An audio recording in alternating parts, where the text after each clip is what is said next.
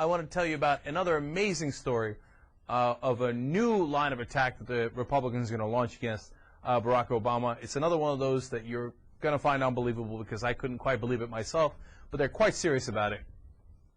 They're going to accuse Barack Obama of supporting infanticide, meaning the murder of young children. And they're not even talking about abortion. I mean, that's tried and true, right? They're talking about babies who've already been born. They're going to say that Barack Obama's in favor of killing them. Now you're going to say, come on, they can't possibly say that. That's so nuts, right? Well, they are. And here's how they're going to do it. There's this silly bill called Born Alive Infant Protection Act that says if an infant is born alive for whatever reason during a procedure or whatever it might be, that we should keep that baby alive instead of killing him.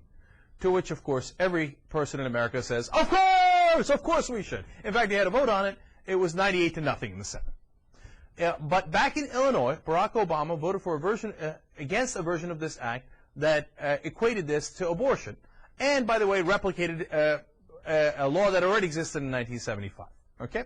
So that vote against it was clearly not a vote to say, hey, you know what, I'm in favor of killing little babies. Shocking, right? But they don't give a damn about its origin, its real reason and what the bill actually stood for. They're going to pervert it because that was the whole point anyway. The whole point of introducing that bill was so they could smear the Democrats and say, see, they want to kill little babies. And so that's what they're going to do. And the guy who's leading that effort is Diehl Hudson. Who's Diehl Hudson? He's the guy who orchestrated the attacks against John Kerry during 2004. Remember when Kerry was refused communion by some people, and they said, oh, Democratic politicians who are not pro-life should not be giving communion in church. And the guy behind that movement, and the one that got it into the press and got everybody talking about it, how John Kerry was not really religious, was not really Catholic, and shouldn't be treated as such, was Diehl Hudson. Now, who is Diehl Hudson?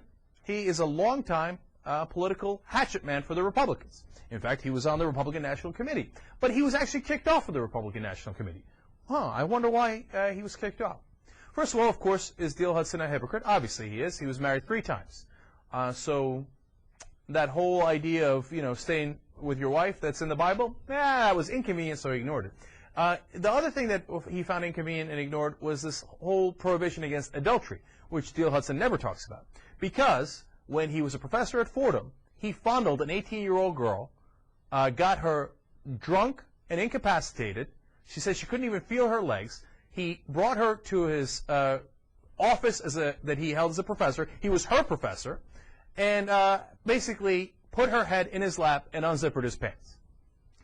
And when this came about, he was fired, and he had to resign from the Republican National Committee. This is the paragon of virtue that tells politicians in America if they are religious enough to be called Catholic or they're not. This is the paragon of virtue who's going to go around now and tell Americans that Barack Obama is in favor of infanticide and wants to kill your little children. There is no end to their hypocrisy. And this Diehl Hudson should be an absolute pariah in America.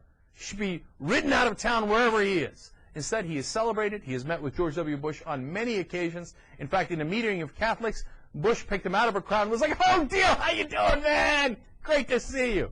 This man is celebrated in Republican circles. He's a predator. He's a disgusting character. And he's going to launch yet another disgusting attack against Barack Obama. And will the mainstream media pick it up? Well, we'll see. We'll see how they deal with it.